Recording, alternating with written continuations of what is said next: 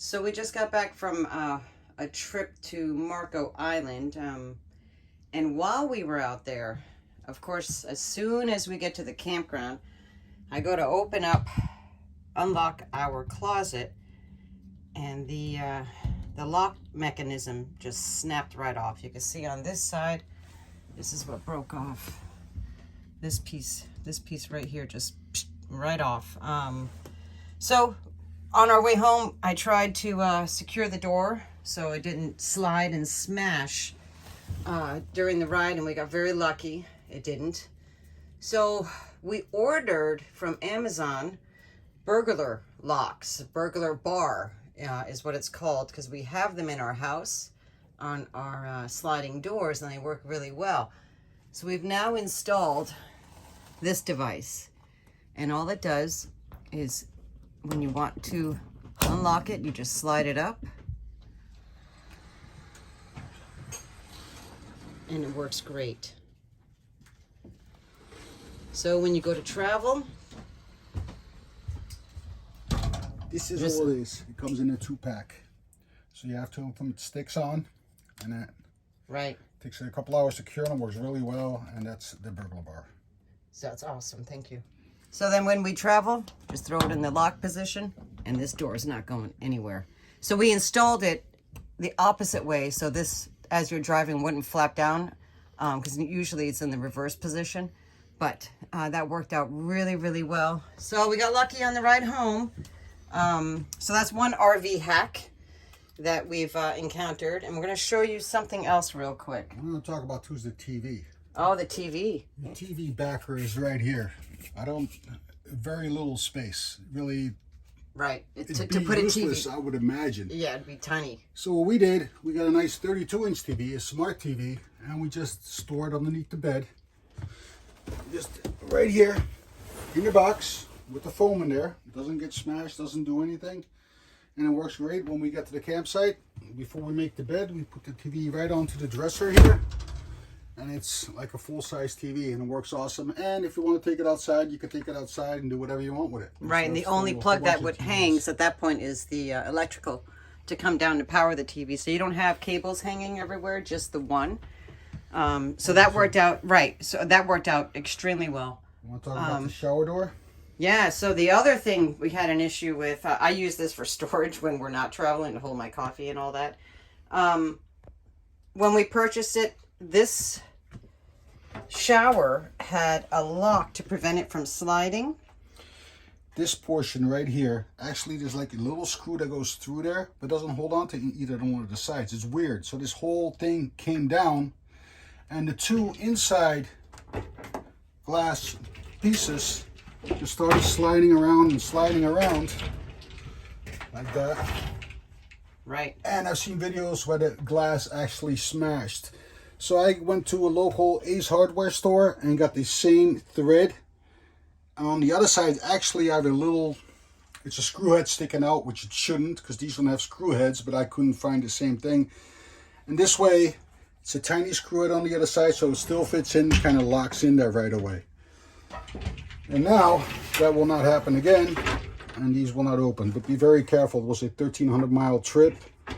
There were some bumpy roads, and this thing had fallen down, and these things were just sliding up and down freely. Luckily, they didn't smash. But like I said, I've seen videos where they do smash. So keep an eye on this, on that hardware. See if you can replace it somehow. I'd like to replace this one, but I can't get, she's pretty loose. But I cannot get that screw out. It comes out with an Allen wrench, but right.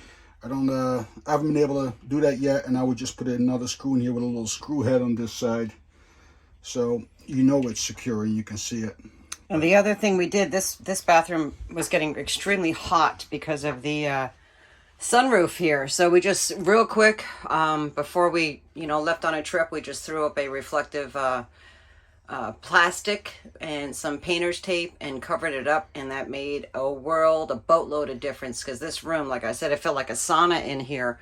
It does have an AC duct, but, it wasn't strong enough to counter all the heat coming through that sunroof. So that's just another thing to help you when you are traveling to a hot spot. And we were going to San Angelo, Texas at that time, and it was 105 degrees out there. So anything we could do to help the RV maintain its temperature worked out great.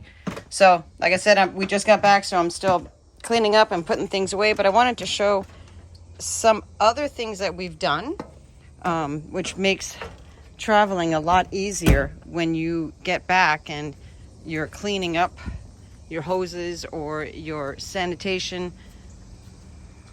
And what we were finding, let's walk around here.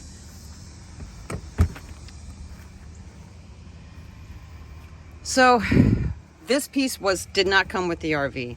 So when we would do the Santa flush and we'd hook up our hose to here and perform whatever thing we had to do to drain it, to clean it, and unhook the hose. Yep, I use a Sani flush every trip. I drain the black tank and I turn the water on into here, have it flow. When everything is completely clear and cleaned out, I close the black valves. I leave the water on. Actually, I fill the tank from the outside. Then I'll do gray tank number 1, gray tank number 2, close them back up, and I'll re-drain the black tank to get any of the last stuff out of there. Then I turn the water off, and no matter how long I waited, when I disconnect the hose here, it would always drip in water. So I put the towel in here. Into here. So now what I do is I got a hose extension that you would use for your regular garden hose. You got a little plug in here, and I'll put it through the hole right here. And when I drain, when I do the black tank flush, I just hook up the hose to the end here. I let it do its thing. When it's all done, I disconnect it. I let that drip out. I put the cap back on. No fuss, no muss, 0 water on the inside, and just leave it in there for travel. Yeah, because before we were getting a lot of water. I mean, not a ton, but enough that we had to get towels and paper towel and try to soak it up. So this works great. Nothing comes into the bay now. Don't know why I didn't come with one of those, but that's a great hack. Works really well. And then the other thing we were going to show you real quick was your T-bone, right? Well, no, this is a surge protector, 40 to 50 amp. Okay. But when we're home, we don't have 50 amp. We only have 30 amp. So we hook it up to get the fridge started and whatever else. And even with 30 amp, you can run 1 AC and everything else in here. You just can't not run the 2 ACs. So we just use our 30 amp hookup with a T-bone and my old surge protector from my old RV that was 30 amp. And just hooked it up to here and everything works great. Yeah, that's nice. So I didn't have 50 amp at the house, but 30 amp is just fine. Right. So you can run 1 AC and everything else. Yeah, because that allows us to bring the fridge up to temperature before we leave, so we can get all of our food in there. So just a couple of RV hacks for you today. Again, thanks for watching 51 and Beyond, and we will keep posting more things as we encounter them. All right, thanks a lot, guys. Talk to you there.